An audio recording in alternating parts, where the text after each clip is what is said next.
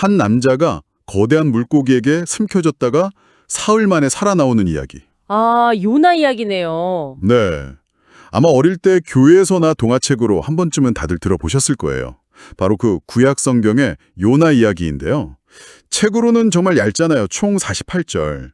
그런데 사실 이 짧은 이야기가 수천 년간 엄청난 논쟁을 낳은 문제작이라는 사실 혹시 알고 계셨나요? 맞아요. 그래서 이번 시간은 당신이 보내주신 자료들을 바탕으로 우리가 알던 그 동화 같은 이야기를 넘어서 요나서가 품고 있는 신학적, 문학적 깊이를 한번 제대로 파헤쳐보려고 해요. 네. 이 이야기가 단순히 물고기 뱃속에서 살아나면 선지자의 모험담이 아니라면 대체 진짜 저자가 하고 싶었던 말은 무엇이었을까요? 맞습니다. 이번 탐사의 핵심은 요나서를 여러 겹의 렌즈로 들여다보는 거래요. 그냥 이런 일이 있었구나가 아니라 왜? 왜? 네, 왜 하필 이런 방식으로 쓰였을까 하고 질문을 던지는 거죠. 보내주신 자료들이 바로 그 질문에 대한 아주 흥미로운 단서들을 담고 있거든요. 예를 들면 이런 거죠. 왜 주인공인 예언자 요나는 다른 성경 속 예언자들하고는 다르게 이렇게까지 좀 찌질하고 불평만 늘어놓는 인물로 그려지는 걸까요? 그러게요. 보통 예언자 하면 뭔가 카리스마 있고 막 위험 있는 모습을 상상하는데 요나는 시작부터 하나님의 명령을 어기고 도망가잖아요. 그렇죠. 바로 거기서부터 시작해야 합니다. 자, 그럼 그 문제적 인물 요나부터 한번 자세히 들여다보죠. 이 사람 실제로 역사에 존재했던 인물인가요? 네, 그게 또 아주 흥미로운 지점인데요. 요나라는 이름은 실제로 있습니다. 열왕기 하 14장에 등장하는 북이스라엘의 예언자 이름이에요. 아, 실존 인물이긴 하군요. 네, 여로보암 2세, 그러니까 기원전 한 780년에서 750년경에 활동했던 인물이죠.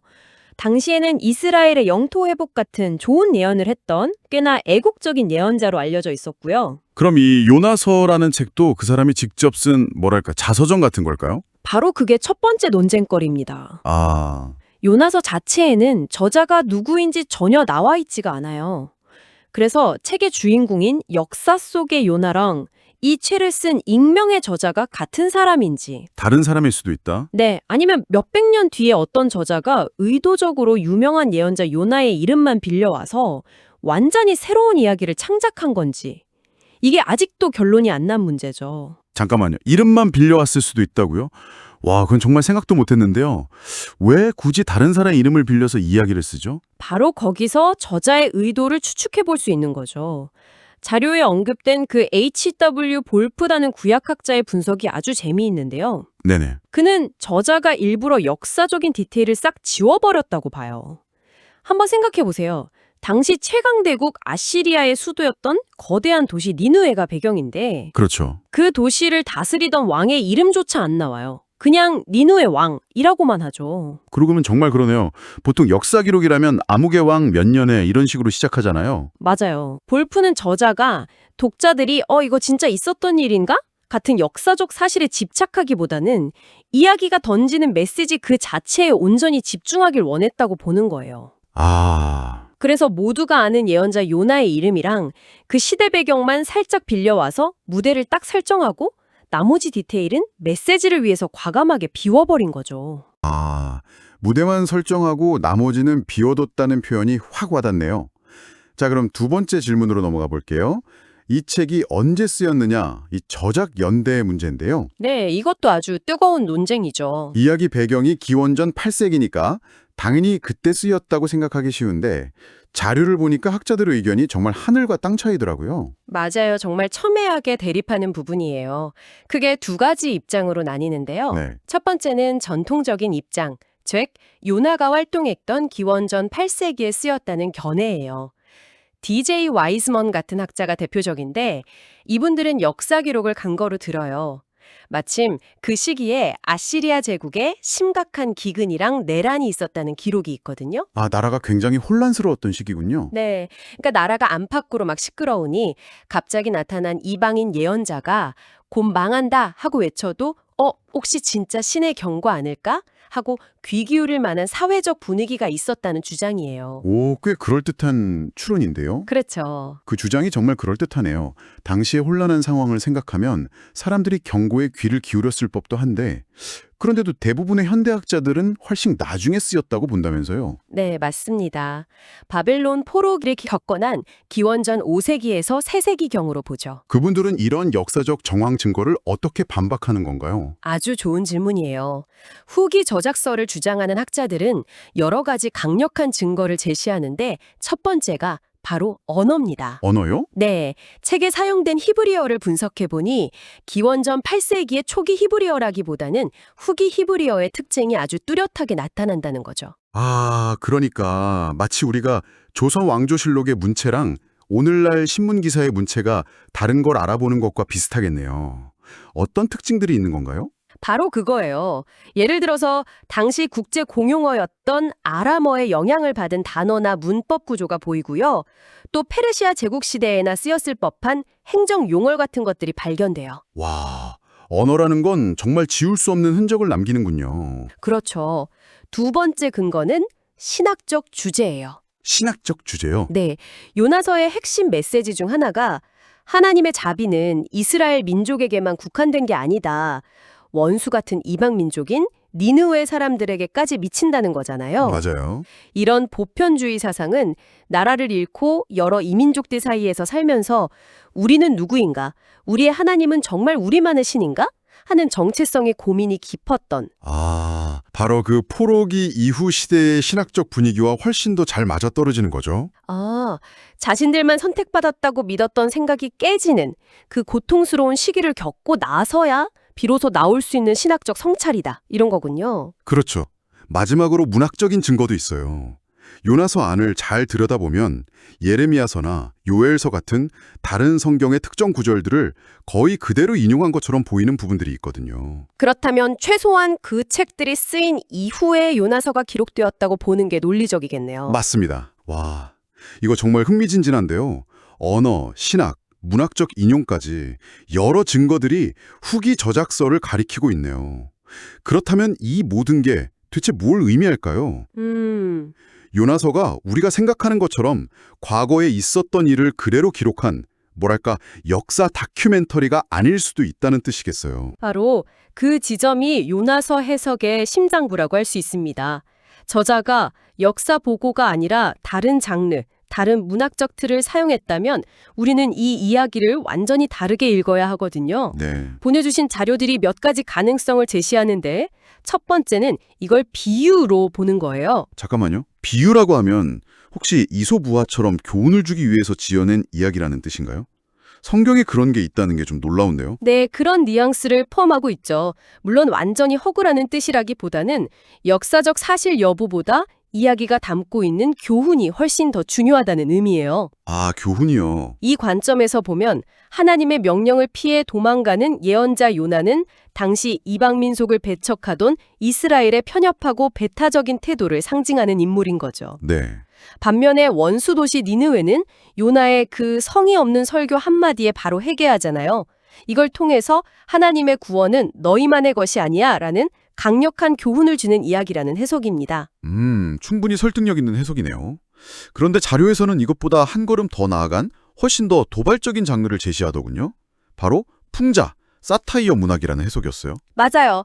개인적으로도 이게 요나서의 매력을 가장 잘 설명하는 해석이라고 생각해요. 요나서는 처음부터 끝까지 아주 날타롭고 신랄한 풍자로 가득 차 있거든요. 어떤 부분에서 그렇게 볼 수 있는 건가요? 거의 모든 장면이 풍자적이에요. 한번 떠올려 보세요.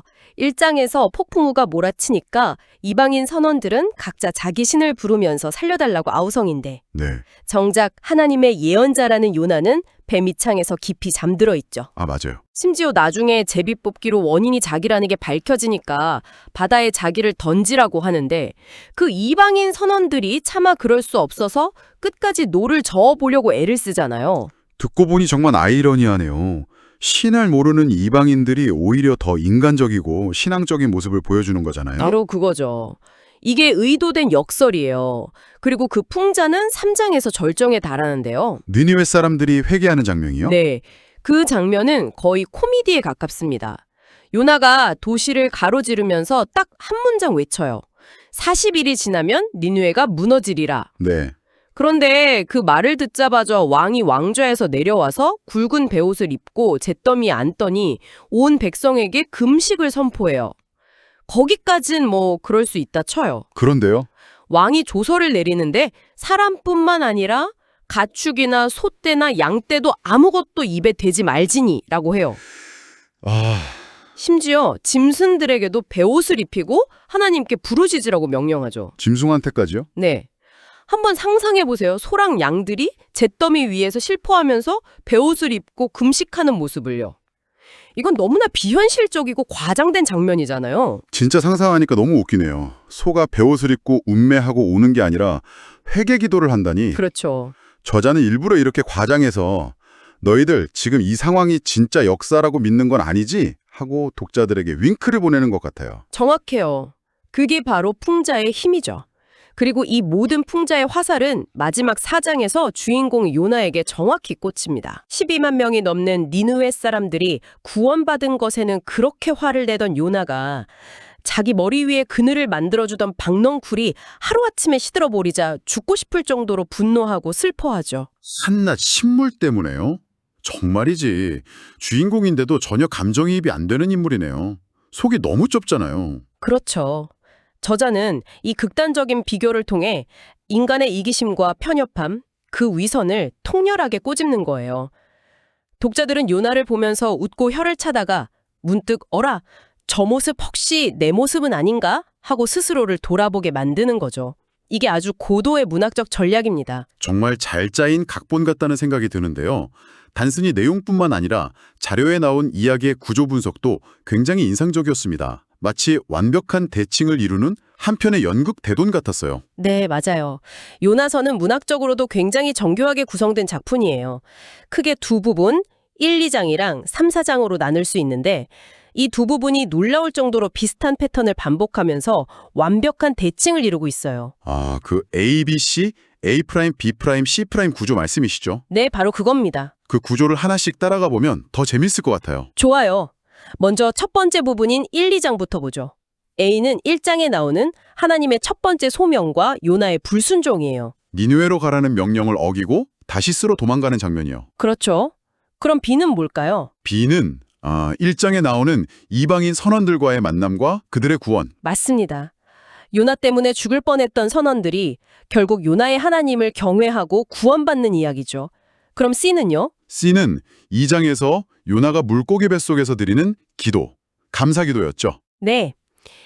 자, 그럼 이 구조가 3, 4장에서 어떻게 완벽하게 반복되는지 볼까요? 네, A'은 3장에 나오는 하나님의 두 번째 소명과 요나의 순종이겠네요. 이번에는 마지못해 니느웨로 가잖아요. 정확해요. 첫 번째 소명과 불순종, A가 두 번째 소명과 순종, A'과 짝을 이루죠. 그럼 B'은요? B가 첫 번째 이방인, 선원들의 구원이었으니까 B'은 두 번째 이방인, 즉 니느웨 사람들의 구원이겠군요. 바로 그거죠. 그리고 마지막 C'. 이게 정말 이 구조의 백미인데요. C가 감사기도 했으니까. 네, C'은 4장에 나오는 요나의 두 번째 기도예요. 그런데 이번엔 감사가 아니라 하나님이 왜 니느웨를 용서해 주셨냐며 불평하고 분노하는 기도죠. 와, 소명과 순종, 불순종, 이방인의 구원, 그리고 감사기도와 불평기도 이렇게 나란히 놓고 보니까 저자의 의도가 정말 투명하게 보이네요. 그렇죠. 이 완벽한 대칭 구조가 메시지를 훨씬 더 강력하게 만들어요. 두 이방 민족의 즉각적인 회개와 믿음이 정작 선택받은 예언자라는 요나의 옹졸함과 분노랑 너무나도 극명하게 대조되잖아요. 네. 특히 구원받았을 때 감사기도 C랑 자기 뜻대로 되지 않았을 때 불평기도 C'을 나란히 배치해서 요나의 신앙이 얼마나 자기중심적이고 이기적인지를 남김없이 폭로하는 효과를 가져오는 거죠. 오늘 요나서를 이렇게 깊이 들여다보니까 어릴 때 듣던 그 흥미진진한 모험담이 아니라 우리 자신에게 아주 날카롭고 불편한 질문을 던지는 거울 같은 이야기라는 생각이 들어요. 맞습니다. 특히 모든 것을 알고 난 뒤에 다시 보는 마지막 장면이 정말 인상 깊네요. 그렇죠.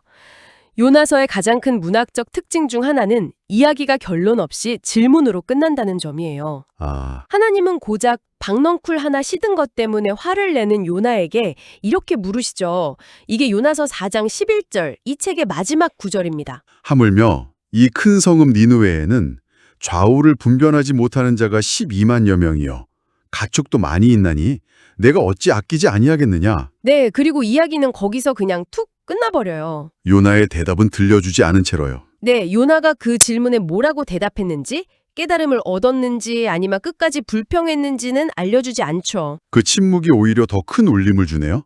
혹자면 저자는 그 질문의 답을 요나가 아니라 수천 년이 지난 지금까지 이 책을 읽고 있는 바로 당신에게서 찾고 있는지도 모르겠어요. 당신이 마음속으로 구원받을 자격이 없다고 선을 그어놓은 그 사람, 그 집단에게 하나님의 자비가 베풀어질 때 당신은 분노하는 요나의 자리에 서 있습니까? 아니면 그 자비를 함께 기뻐하는 자리에 서 있습니까? 이 열린 결말은 오늘 당신에게 아주 묵직한 생각할 거리를 남겨줍니다.